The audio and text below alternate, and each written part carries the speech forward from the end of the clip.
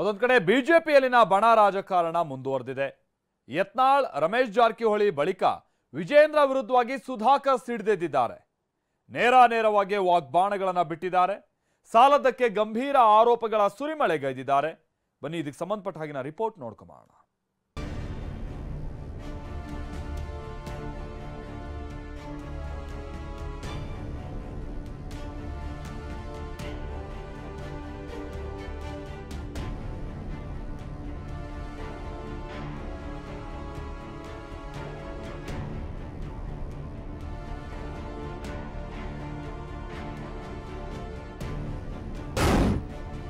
ರಾಜ್ಯ ಕಮಲ ಪಾಳಯದಲ್ಲಿ ವಿಜೇಂದ್ರ ವಿರುದ್ಧ ಭುಗಿಲೆದ್ದ ಸಿಟ್ಟು. ಯತ್ನಾಳ್ ರಮೇಶ್ ರಾಮುಲು ಬಳಿಕ ಸಿಡಿದೆದ್ದ ಸುಧಾಕರ್.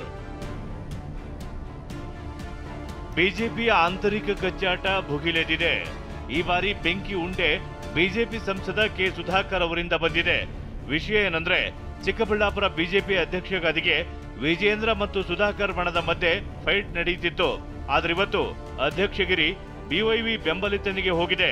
ಇದೇ ವಿಚಾರಕ್ಕೆ ಚಿಕ್ಕಬಳ್ಳಾಪುರ ಬಿಜೆಪಿ ಕೊತ ಅಂತ ಖುದ್ದು ಹೋಗಿದೆ.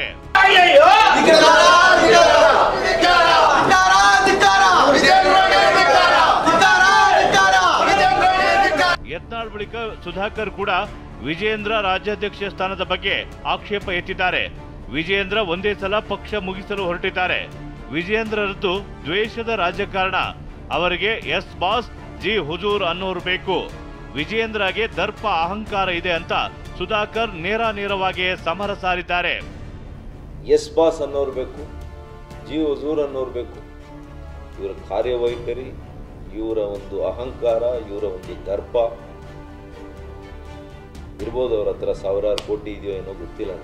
ಇವರನ್ನ ನಾನು ಆಗ್ರಹಪೂರ್ವಕವಾಗಿ ಕೇಂದ್ರ ನಮ್ಮ ನಾಯಕರುಗಳಲ್ಲಿ ಮನವಿ ಮಾಡ್ತೇನೆ.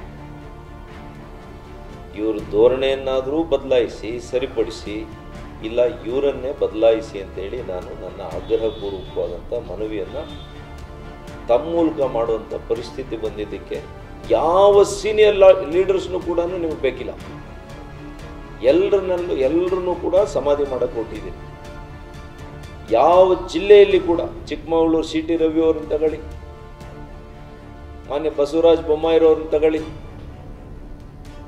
ಯತ್ನಾಳ್ ಅವ್ರನ್ನ ತಗೊಳ್ಳಿ, ಯಾರನ್ನು ರಮೇಶ್ ಅವರು ನಿಮ್ಗೆ ಬಹಳ ಚೆನ್ನಾಗಿದ್ರು. ರಮೇಶ್ ಅವ್ರನ್ನ ಹಾಕಿ ಮುಗಿಸ್ಬಿಟ್ಟು ನನಗೂ ಕೂಡ ಸಮಾಧಾನದ ಒಂದು ಇದು ಮುಗಿದೋಯ್ತು. ಇನ್ನ ಯುದ್ಧ.